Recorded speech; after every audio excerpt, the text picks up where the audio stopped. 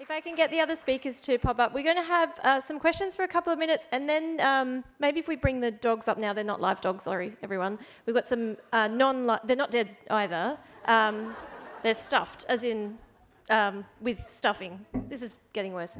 They're not. We're going to have a competition to put an anxiety wrap on a dog, and Trish is going to talk you through that. So think about whether you want to volunteer for it. And in the meantime, I've got some questions for our panel. And the first question is going to go to... Is Jackie in the room? Oh, there you are. Okay, excellent. Question for Jackie. For community cats returned to their home environment, who is the registered owner on the microchip registration?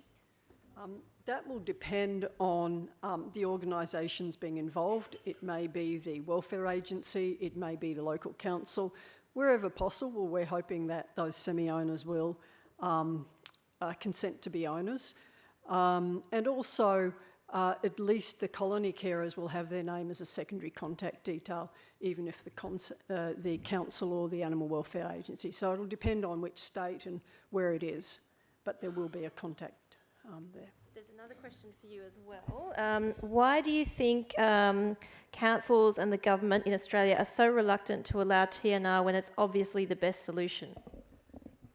I was refused twice with the animal ethics approval even, and they didn't, it wasn't concerned about the cats, it was concerned about the wildlife. And there just seems to be, this difficulty in understanding, and it seems paradoxical. If you put the cats back, it'll actually decrease the numbers. But when you think about it, is entire cats or desexed cats going to produce more cats?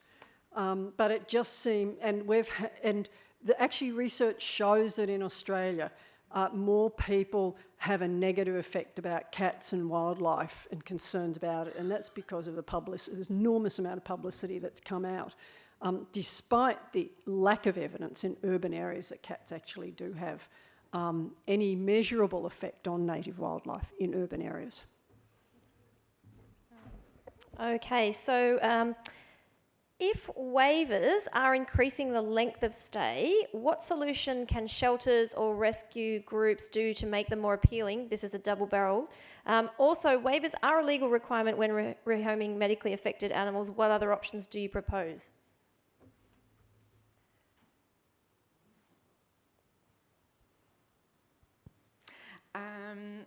Yeah, so the legality around waivers is a bit of a grey area, and it's not something that's been studied into. Ultimately, instead of waivers, well, you've just really got to think that if the condition that the cat has, is it really necessary to put a waiver on that? If it's something that's minor like fleas or ticks, or some sort of a skin condition that can be treated, anything that can be treated, maybe be a bit more hesitant about putting a waiver on the cat. Otherwise, another option is to not implement the waivers and just have like a frank discussion about what the condition is, and not have that waiver signed over. So ultimately, whether or not that will end up having repercussions on the shelter or increase returning rates. If people aren't happy with their animals, or they don't think that they're being given enough information about the disease, it's probably something we need to look into. And also, just something to clear up about my speech, I'm so sorry.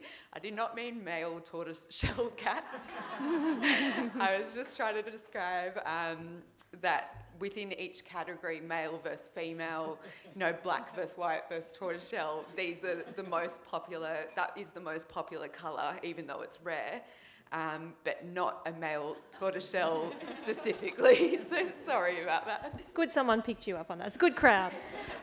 One more question. Lucy, is it cost effective to test every cat for FIV/FELV in shelters when there are less than 25%/2% respectively in the population?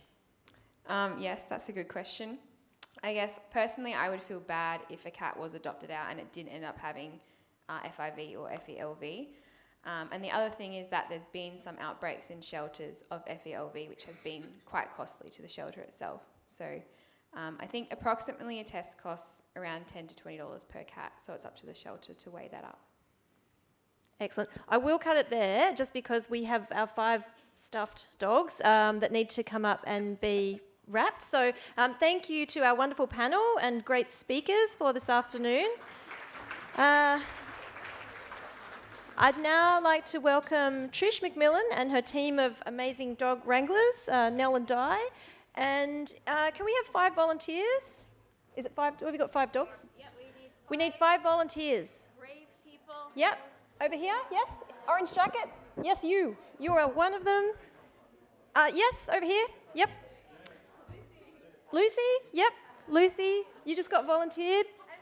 And Vivian. All right, Lucy and Vivian. And how many have we got now? That's 4. One more. Yes. Come on up. Thank you very much. So Trish is going to talk us through what you need to do.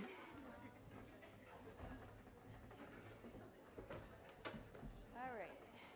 We have some very anxious dogs here. They've been sitting in the back room for 3 days now. They're very lonely. They have had no enrichment. And so we're going to put anxiety wraps on them. It is a race. We're going to be able to fit them all on the table. Are we going to give them a demo, or are we going to let them just figure it out? All right, we're going to get the chairs out of the way. I've got one more down here. So the rules are, we're going to start at the back of the stage. And when I say go, you're going to wrap your dog. Shall we give them the wrap to hold? Yep. So show the wraps. All right. Wraps are undone. Totally undone. Excellent. The wrap needs to be put on correctly. What help do we have?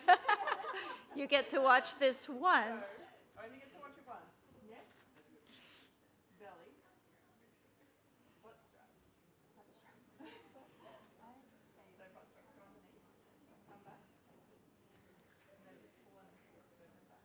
So these wraps give the dog a nice deep pressure all over their body. It can help with anxiety. It can help with thunderstorm issues, other noise problems, fearful dogs. And it hasn't been helping these guys a little as much as it does with real dogs. They're a little bit stiff still. Okay, everybody feel good about this? No? Well, it'll be fun. So we're gonna figure out who's first finished, but somebody needs to keep track of who's second and third and fourth, because if it's not on right, the wonderful prize will go to fastest plus right. So we're each gonna take our anxiety wrap and start at the back of the stage. I need to wrap it on myself. Yeah, if you lose, you can wrap it on yourself after. Yeah,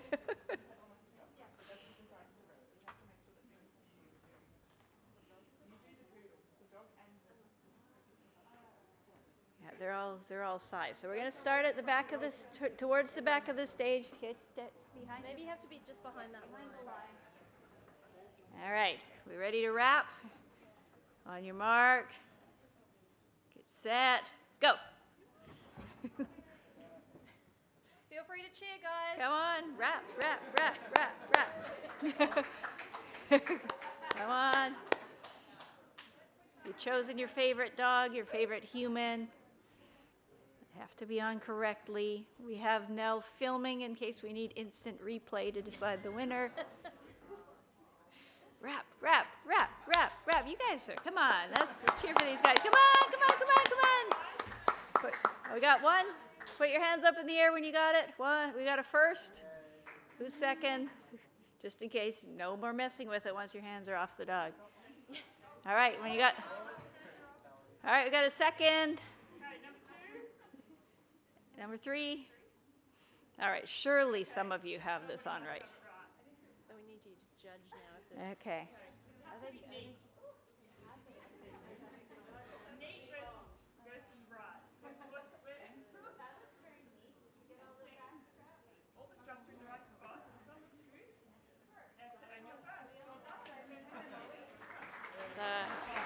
We have a first place winner. Fantastic.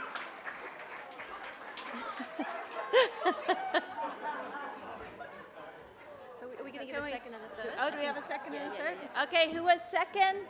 We need Di to check our second place finisher. Di, can you come and check her straps? Because make sure it's right. Okay, yes, we got a second and we got a third over here. Who's third? Yeah, I think you were third. All right, Di, come and check the wrap. Check it out. This side's a little messy, but we'll take it. All right. Okay, we got a third prize winner. Applause for all of our wrappers. The dogs look much more comfortable now. Thanks, everyone. Afternoon tea is in the pre-conference area, and we'll see you back at 3:30.